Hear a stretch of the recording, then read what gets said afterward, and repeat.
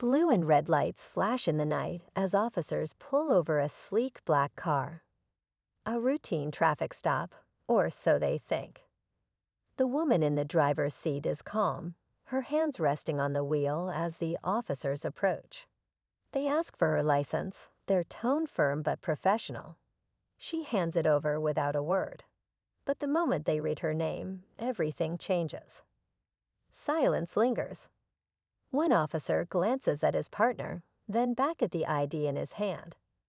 Confusion flickers across his face, followed by something else, shock. The woman watches them, waiting. "Is there a problem, officers?" She finally asks. They hesitate. Because the name on that license belongs to someone they never expected to meet like this. The new chief of police. And now, the very officers who stopped her have to face the reality of who she is, and what happens next. The officers exchange uneasy glances, their hands suddenly stiff at their sides. One of them clears his throat, trying to mask his nerves. "Ma'am, can you step out of the vehicle?" he asks, his voice tight. The woman tilts her head slightly, studying them, then nods. She pushes open the door and steps onto the pavement, the glow of the streetlights casting sharp shadows around them. As she stands there, her presence commands attention.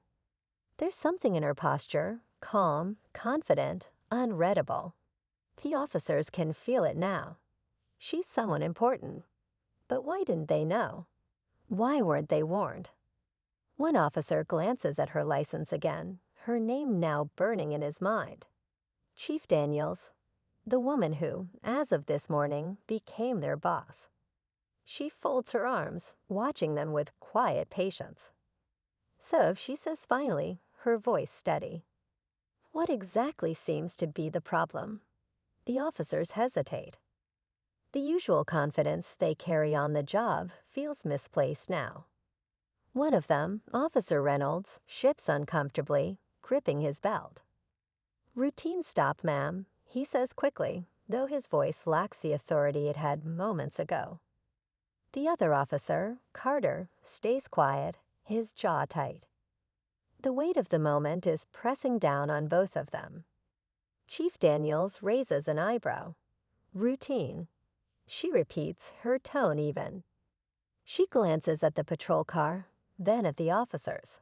"You ran my plates, so you know who I am." Reynolds swallows hard.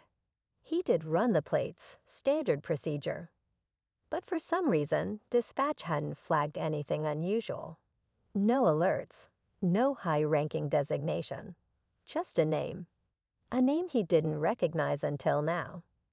Daniels watches them, reading their hesitation. "So tell me," she continues, her voice steady but firm. "Why was I pulled over?" Silence. Neither officer has a good answer. Reynolds opens his mouth, then closes it. His mind is scrambling for a response, but nothing feels right. Carter shifts beside him, the muscles in his jaw tightening. The air between them is thick with unspoken words. Chief Daniels stands still, her presence alone demanding an answer. She exhales slowly, then looks past them at the patrol car's dash cam, its red light blinking. It's recording. Everything. Her calm gaze flicks back to Reynolds. "I'll ask again," she says, her voice sharper now. "Why was I pulled over?" Reynolds' pulse pounds in his ears. He knows the answer, but saying it out loud feels dangerous. It was instinct. A car that looked too nice, too out of place at this hour. And the driver? Well, he doesn't want to admit what led him here. Carter finally speaks, his voice low. "Chief, we..." But before he can finish, the radio crackles. A voice from dispatch. "Unit 12, status." The officers hesitate.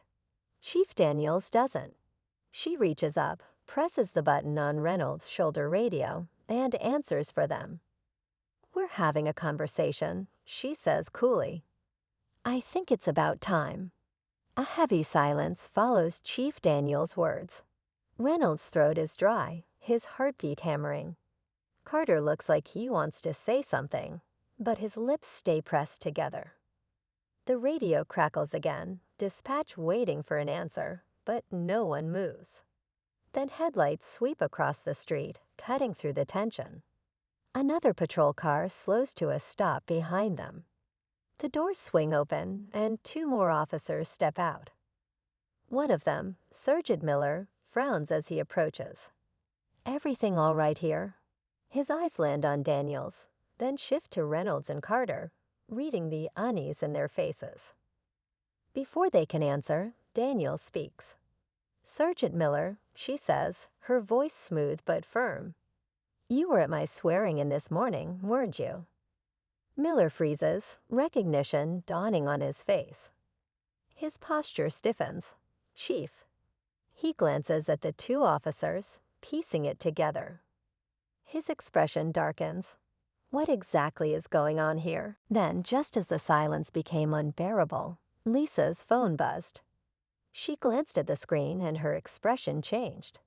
Something new had just entered the equation, something no one saw coming. Lisa's eyes stayed on the phone screen, her expression unreadable. Slowly, she put it away and looked up, her gaze locking onto the manager. "I just received an interesting message," she said, her voice smooth but charged. "From the CEO of this hotel chain." The color drained from the manager's face. The receptionist froze.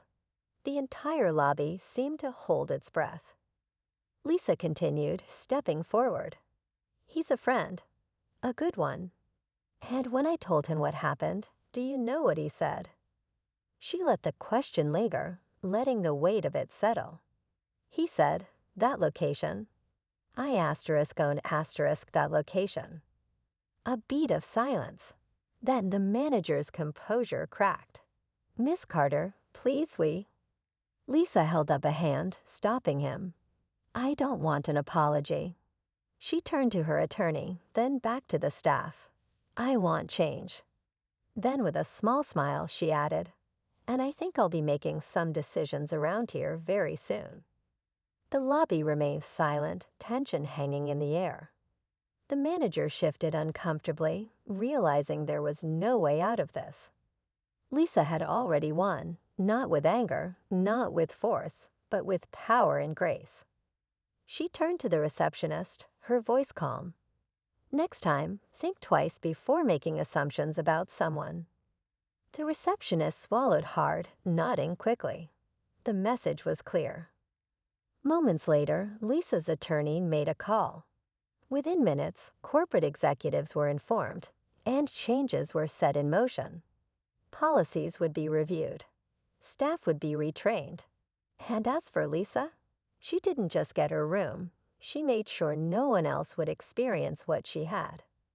As she walked toward the elevator, keycard in hand, she smiled to herself. This wasn't just about a hotel stay. It was about something bigger. And tonight, she had made sure the lesson wouldn't be forgotten.